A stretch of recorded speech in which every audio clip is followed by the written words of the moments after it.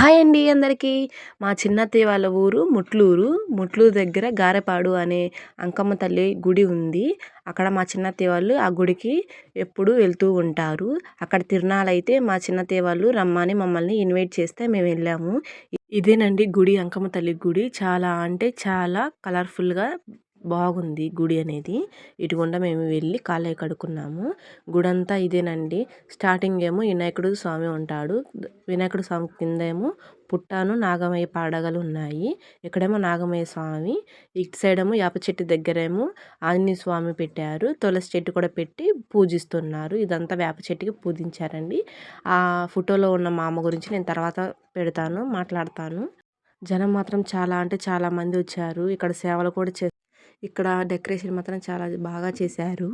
అందరూ జనం కూడా బాగా వచ్చారు. ఇదిగోండి అంకమ్మ తల్లి అమ్మవారు.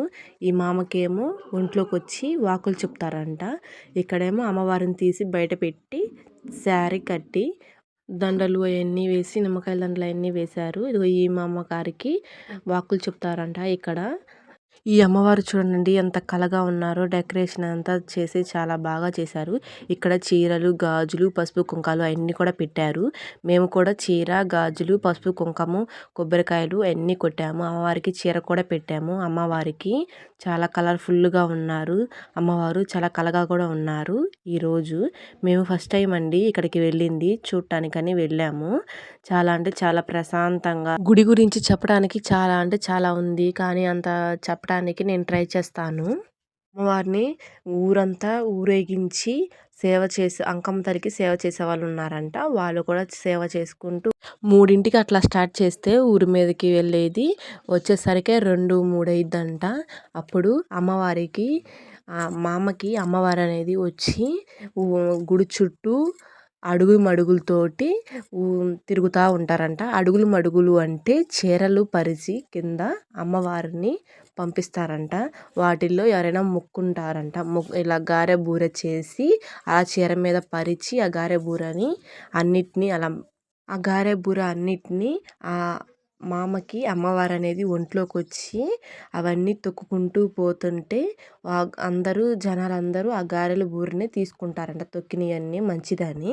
ఇక్కడంటే సేవ చేసేవాళ్ళు వీర కత్తులను తీసుకురావటానికి కానీ ఒక పెద్ద ఆవని తీసుకొని తాంబూలము అవన్నీ తీసుకొని పోతున్నారు. దుప్పట అనేది అట్లా పట్టుకొని కర్ర తీసుకొని మధ్యలో పెట్టి అలా తీసుకొని పోతున్నారు. ఎందుకంటే వీర కత్తులు తీసుకురావటానికి కానీ వాళ్ళ ఇంటి దగ్గరికి వెళ్ళి సేవ చేసే వాళ్ళ ఇంటి దగ్గరికి వెళ్ళి ఆ కత్తులు తీసుకురావటానికి కానీ గుడి తరపున వాళ్ళు వెళ్ళి వాళ్ళ ఇంటి దగ్గరికి వెళ్ళి కాళ్ళు అవన్నీ కడిగి తాంబూలం పెట్టి వీర కత్తులు అనేవి గుడికి తీసుకొని వస్తారంట. మళ్ళీ డప్పులు తీసుకొని డప్పులతోటి వస్తారు. ఆ వీర కత్తులు తీసుకొని పోయేటప్పుడు డప్పులతోనే పోతారు, వచ్చేటప్పుడు కూడా డప్పులు పెట్టే తీసుకొని వస్తారు. ఆ కత్తులను తీసుకొచ్చి లోపలే పెట్టి 3 చుట్లు తిరిగారు. 3 చుట్లు తిరిగి దండం పెట్టుకుంటారు. ఇక్కడ కత్తులు తీసుకొని వచ్చారండి. అది ఒక పటలో చుట్టి ఒక అబ్బాయి పట్టుకున్నాడు కదా, వాటిని వీర కత్తులు అంటారు. వాటితోటి సేవ చేస్తారు. సేవ చేసే వాళ్ళు అంకమ్మ తల్లికి ఆ ఊర్లో ఉన్నారంట.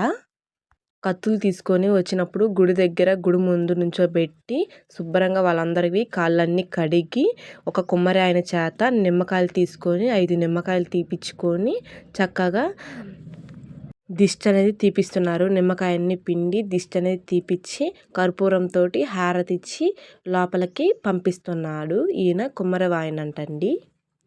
వీరకత్తుల్ని లోపల తీసుకొచ్చి వీళ్ళందరూ సేవ చేసేవాళ్ళు అంటండి. అమ్మవారికి సేవ చేసేవాళ్ళు సపరేట్గా ఉంటారు.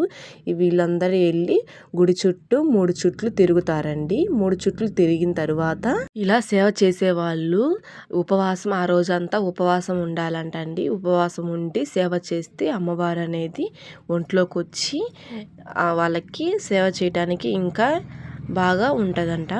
వీళ్ళందరూ సేవ చేసేవాళ్ళు ఇలా కర్పూరంతో హారతి ఇచ్చి వీర కత్తులు పట్టుకున్న అబ్బాయిని ఆ కర్పూరం మీదుగా దాటిచ్చారు. ఇంకా తీసుకొని వెళ్ళి ఆ గుడి చుట్టూ 3 చుట్లు తిరుగుతారండి.